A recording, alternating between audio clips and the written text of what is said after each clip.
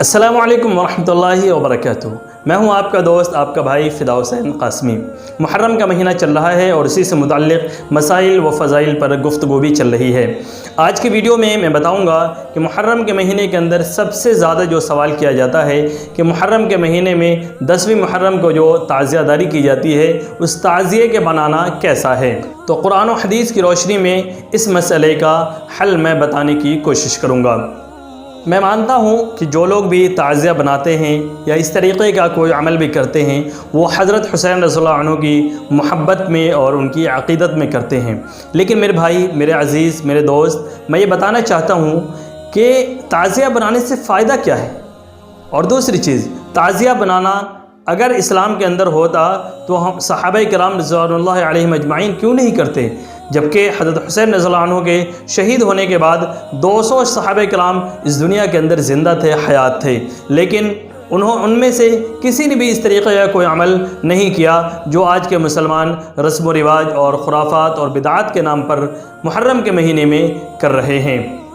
تعزیہ بنانے سے بظاہر ہمیں کوئی بھی فائدہ نظر نہیں آتا، لیکن اس کے پیچھے اگر آپ جائیں گے تو اس کے گناہ اور اس کے نقصانات بہت زیادہ ہیں۔ خاص طور سے یہ عمل ایک غیر مسلموں کے عمل سے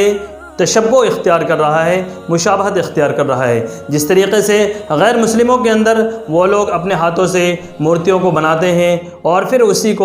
کی پوجا کرتے ہیں، اس کی عبادت کرتے ہیں، اور کچھ دنوں کے بعد جا کر کے اس کو توڑ تاڑ کر کے اس کو ندی نالے کے اندر بہا دیا کرتے ہیں۔ اسی طریقے کا عمل تعزیہ بنانے کے اندر بھی کیا جاتا ہے کہ کچھ جاہل قسم کے لوگ، جاہل قسم کے مسلمان اس کو پہلے اپنے ہاتھوں سے بناتے ہیں، بہت اچھے سے مزین کرتے ہیں، پھر اس کو اپنے کاندھوں پر ڈال کر کے اس کو گھماتے ہیں شہر کے اندر، اور اس کے بعد پھر بعد میں جا کر کے اس کو کسی ندی نالے کے اندر توڑ تاڑ کر کے ڈال دیا جاتا ہے یا کسی جگہ لے جا کر کے اس کو دفن کر دیا جاتا ہے۔ تو یہ عمل، ہمارا عمل جو ہے غیر مسلموں کے ساتھ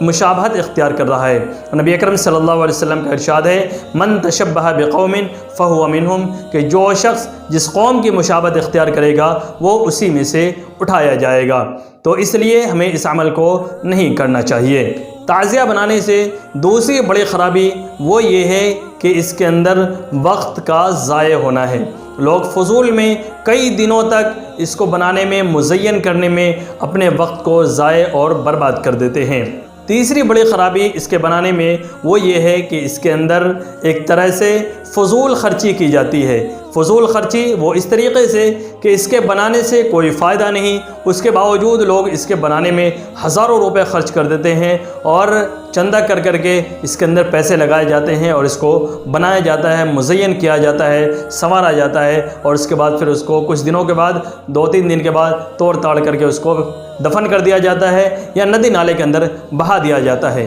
تو یہ ایک طرح سے فضول خرچی ہے، اور قرآن کریم کا اعلان ہے، ان المبذرین کانوا اخوان الشیاطین، کہ فضول خرچی کرنے والے وہ شیطان کے بھائی ہیں۔ تو اس لیے فضول خرچی کی وجہ سے بھی ہمیں اس عمل سے، اس کام کے کرنے سے، تعزیہ بنانے سے بچنا چاہیے۔ بڑی خرابی یہ ہے کہ یہ ایک طرح سے دین کے اندر نئی چیز پیدا کرنا ہے، اور نبی اکرم صلی اللہ علیہ وسلم کا ارشاد ہے، من احدث فی امرنا ھذا ما لیس منہ فہو رد، کہ جو شخص بھی ہمارے اس دین کے اندر نئی چیز پیدا کرے گا جو اس کے اندر پہلے سے نہیں ہے تو وہ رد کر دیا جائے گا۔ گویا کہ یہ ایک طرح سے بدعت ہے، اور بدعت کے اندر ہمیں شامل نہیں ہونا چاہیے، کیونکہ بدعتی کا ٹھکانہ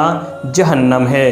5ویں خرابی تعزیہ بنانے سے یہ ہے کہ ایک تعزیہ بنانا کئی سارے گناہ اور کئی سارے رسم و رواج کا ذریعہ بن جاتا ہے، کیونکہ جس جگہ بھی تعزیہ بنایا جاتا ہے تو اس کے بعد پھر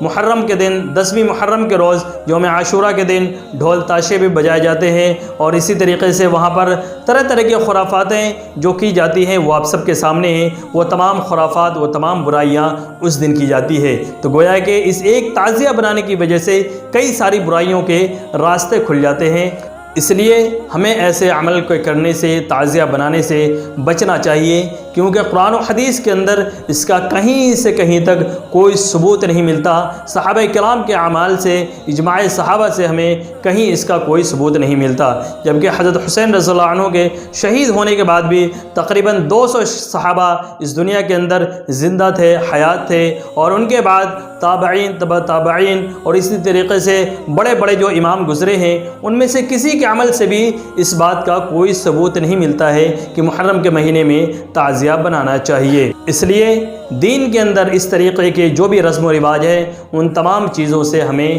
بچنا چاہیے۔ دعا فرمائیں اللہ تبارک و تعالی ہم سب کی حفاظت فرمائے، آمین ثم آمین۔ السلام علیکم ورحمۃ اللہ وبرکاتہ۔